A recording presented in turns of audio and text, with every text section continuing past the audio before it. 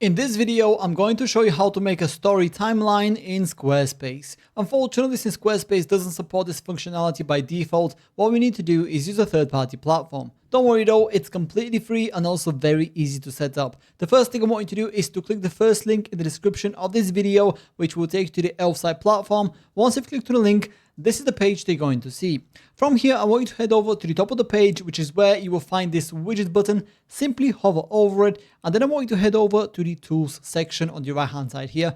Then I want you to go all the way down until we find the timeline button. Click on that, and then you'll be taken to the timeline widgets page. From here, simply click on this button right here that says create a widget for free, and then you'll be taken down to the timeline template section. So on the left hand side here, you have a bunch of different timelines they can choose from, and then on the right hand side here, you get a little preview of what the selected timeline will look like on your Squarespace website. Now bear in mind, this is for desktop right here, but if you click on this mobile icon in the top right corner, you also get a little mobile preview of it as well. I also want to mention that none of these templates are final in terms of design. We can actually customize pretty much anything that you see on the screen, and I'm going to show you how to do that on the next page. But for now, simply go ahead and choose the story timeline that you like the most. In my case, I'm going to go for the list right here. So yeah, once you've selected the template they want to go with, go ahead and click on continue with this template in the bottom left corner of the screen right here.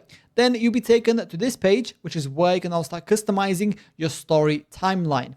Now, the first thing we need to do is obviously go ahead and add all the relevant events and get rid of these default ones right here. So to delete any of these events, simply click on this three dots right here, and then go ahead and click on delete. Do that for all of them. And then when you go to add a new event, simply click on this button here, and then obviously enter the details of the new event. As you can see, it will be added right here. Then click on done. In my case, I'm not going to change anything here because this is just a tutorial, so it doesn't really matter for me. But yeah, once you've added all the events to your story timeline, head over to the left hand side of the screen, which is where you will see layout, theme, and settings. These are all the different customizations they can take advantage of to further customize your story timeline and make it truly yours. For example, if you go to the layout section here, you can see that I'm currently using the list right, but if I wanted to, I can switch to list left, for example, like this, or a carousel, or a slider, or any of these layouts right here.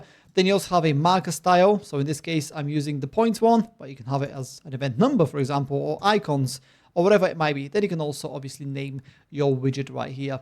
So you also have theme here and settings. I'm not going to go for every single customization they can take advantage of here. I'll leave this up to you to explore.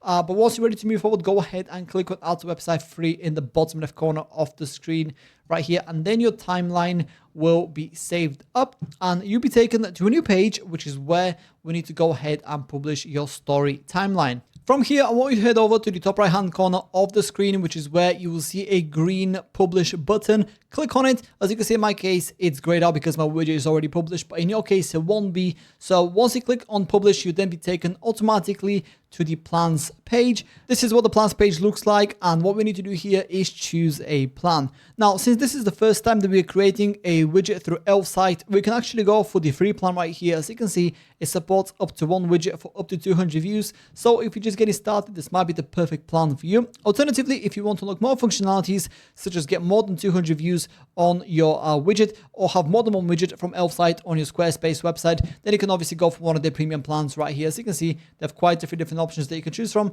and if you decide to pay annually, you also get to save quite a bit of money as well, which is pretty nice. But yeah, go ahead, choose the plan that works best for you, and then you'll be taken to the page where you can copy the code for your story timeline widget. The page that you'll be taken to will look just like this. So from here, click on copy code, and then let's head over to Squarespace so we can start integrating it. Now, I'm already on my Squarespace website here, so I'm going to go ahead and click on edit to get into the editor. And what I'm going to do here is go ahead and add a brand new section. So I'm going to click here, add section, and then it's going to be a blank section.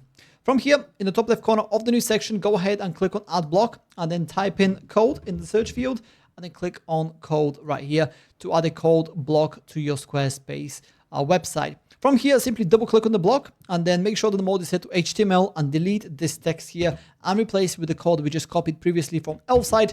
Give it a couple of seconds and then you should see this message here. Simply resize the block to your specifications. In my case, I'm going to make it quite big, just like that. and then we're going to go ahead, hit save, and then exit out of the website so we can see what the timeline looks like. And there you have it. Here is my story timeline on my Squarespace website. Obviously, before you go ahead and publish your changes, make sure to resize and position your story timeline properly. But yeah, that's pretty much it. That's how to make a story timeline in Squarespace. If you have any questions, please let me know down in the comments below, and I'll do my best to help you out.